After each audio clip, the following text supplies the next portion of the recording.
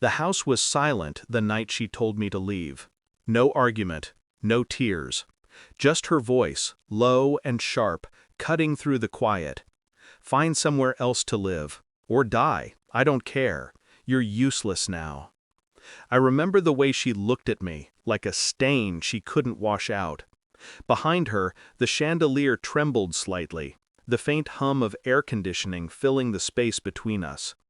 Her father's portrait hung above the fireplace, eyes half closed, as if he'd already known this was coming. She'd buried him 3 days earlier, inherited the house. The money. $33 million. And now, me, discarded? I didn't speak, didn't beg, just looked at her, memorizing the face I once believed in. Then I picked up my keys, my phone, and walked out into the cold. The door closed softly behind me. That was the last time she thought she had power over me. The lawyer called 2 days later. He laughed when he spoke, the kind of laugh that wasn't humor. It was disbelief wrapped in pity. "Did you even read the will?" The words lingered. I hadn't. I didn't care for her father's money. He'd always despised me, called me a dreamer, a leech, a failure. I never fought him, maybe because deep down I agreed. But his death changed everything. She changed. The night after the funeral, I caught her whispering on the phone. Her voice was soft, guilty. "No, he won't suspect. He never does." That sentence stuck in my head. No name, no explanation, just the tone of someone who already moved on emotionally long before she ever told me to go. At first I wanted to believe it was grief, confusion. But when I reached for her hand in bed that night, she flinched, and I knew.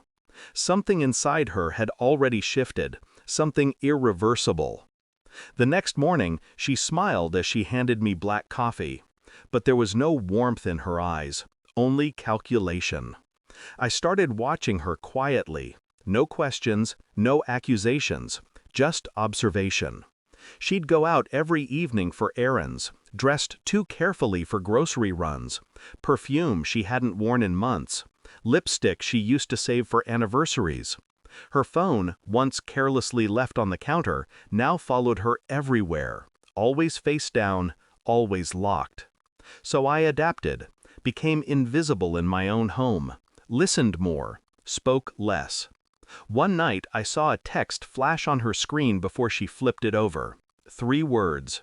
"It's done. Finally." I didn't sleep that night. Instead, I sat at her father's old desk, the same one where he'd signed every business deal. And I wondered what kind of man he really was. The lawyer's voice replayed in my mind. "Did you even read the will?" The next morning I called him, asked for a copy. He hesitated but sent it anyway. When the envelope arrived, I didn't open it right away. I placed it beside her wine glass that night as she watched TV. She didn't notice. She was too busy laughing at some message on her phone. It took me 3 days to open that envelope. 3 days of silence, pretending nothing had changed. When I finally slid it open, I expected bitterness. Instead, I found irony. Her father had left the estate, assets, and liquid cash, $33 million, to her, but under one condition. She would only inherit if she remained legally married to me for a full year after his death.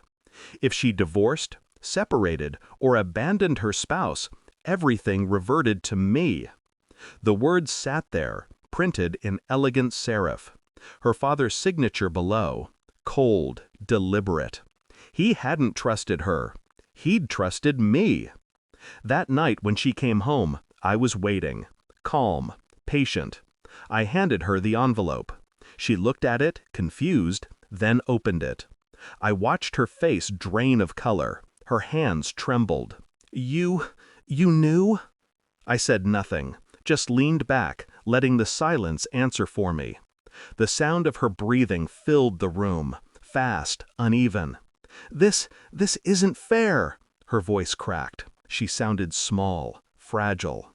For the first time, she realized what losing control felt like. She tried to fix it, of course. Sweet apologies, touches on my arm, promises of love, of starting over. I didn't believe a word. I'd already moved out, left my things packed neatly by the door. She followed me through the house, begging now, "Please, don't do this. I didn't mean it. I was angry." Her eyes darted toward the will in my hand, not toward me. That's when I understood. She wasn't sorry for what she'd done. She was sorry she'd lost. I turned to her one last time. "You should have read the will," I said. She reached for me. I stepped back. And then I walked out, slowly, deliberately. Outside, the night was cool. The air smelled of rain and stone. Behind me, the door slammed, followed by a choked sob. I didn't look back. The lawyer would handle the rest. By morning, her inheritance would be frozen, and mine would begin. Now, weeks later, I sit in the same house her father built, my name etched into the documents she never cared to read. The silence feels different now, cleaner. Every room she once filled with noise is still. Sometimes I imagine her face when the accounts closed, when the lawyer confirmed it was over. Not out of cruelty, out of understanding. She thought power came from wealth, but it always came from patience. I sip my coffee by the fireplace, the will folded neatly beside me. The portrait above watches still, same faint smirk. He'd known what she was. He'd known what I'd become. And as the flames shift in the glass, I whisper softly to no one. You were right. She was never ready to lose. Then I close my eyes, and for the first time in years, I feel nothing at all.